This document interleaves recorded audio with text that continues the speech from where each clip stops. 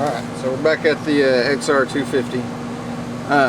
I've been letting this thing sit for, well, quite a while. I've been having the biggest issue with getting the pulse coil or the pulser, whatever you want to call it. Basically, long story short, the one that it calls for is not the correct one. And then the one that I need to get it's just hard to find. And so I actually have one on order now. There is one, I could buy it from the dealer, and it's like, I think it's almost $70. It'd be over $70 after tax and all that.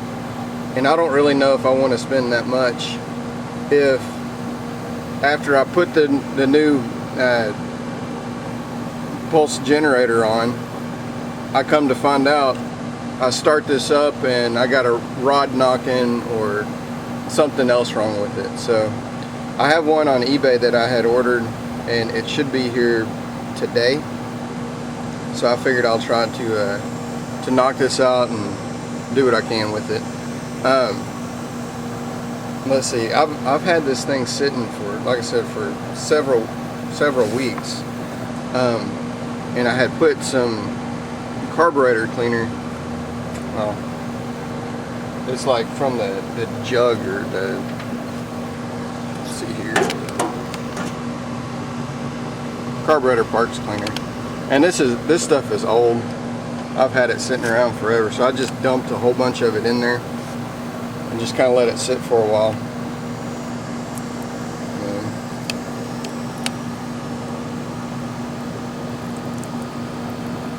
Getting some crud out, but I got most of that gunk out. So now what I'm going to do is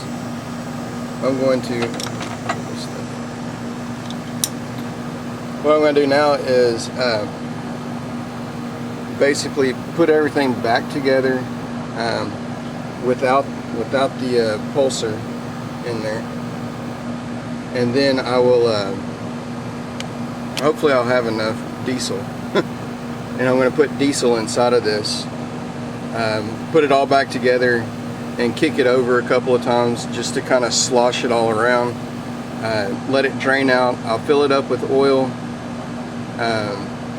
drain it out,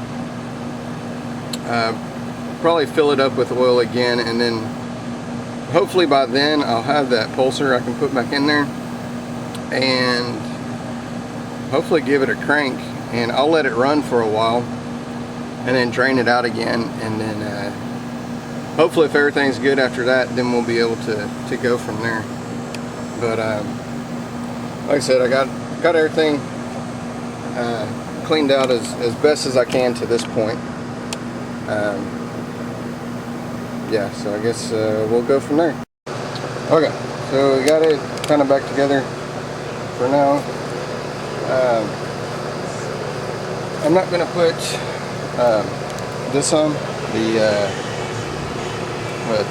oil tube or whatever just yet. I want to see if I can crank it hard enough to get that stuff out of here. I also took out my brand new oil filter, and so we'll see what happens. Like I said, now all I'm going to do is just put some diesel in there, and I don't have a whole lot, so we'll see what happens.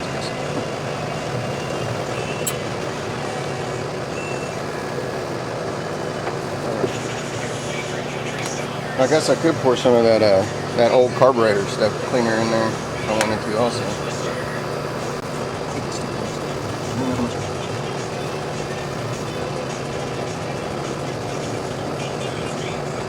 Oh, here's an idea. Yeah.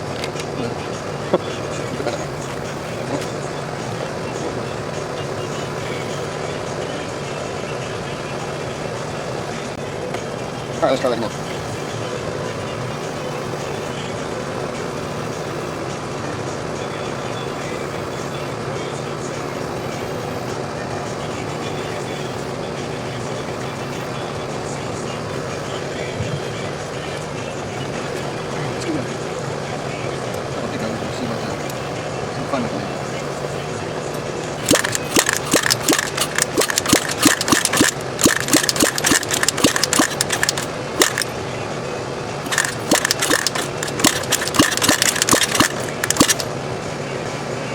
What that noise is the exhaust.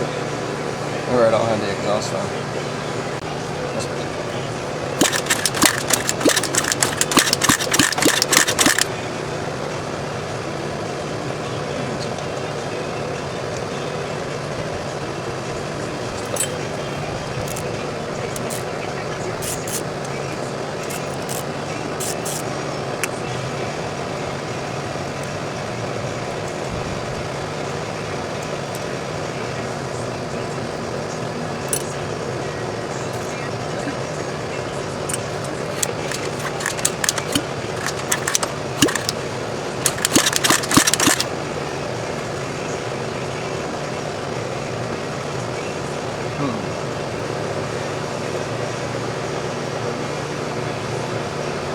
The reason why it's not coming up through here is it has to build up all in here. It has to go through that hole, out through there, in through here, and it goes in through there, then it comes out through here, and that way.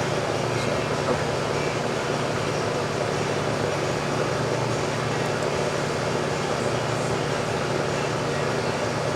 Kick it over a couple more times. This don't work, then I might just part it out. Well, I'm sure I'll get it back together and running. I just don't know how much engine damage there is.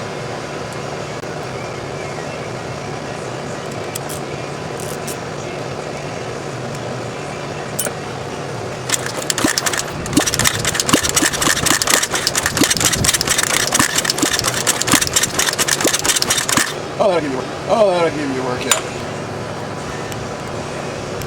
I'm gonna put it in gear.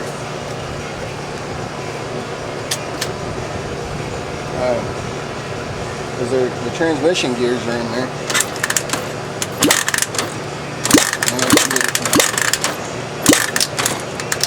roll through that.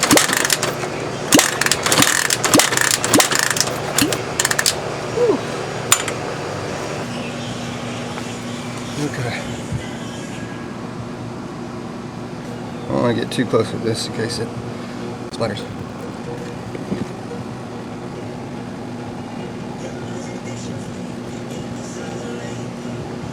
Alright. That's pretty clean. Okay. Pretty happy with that actually.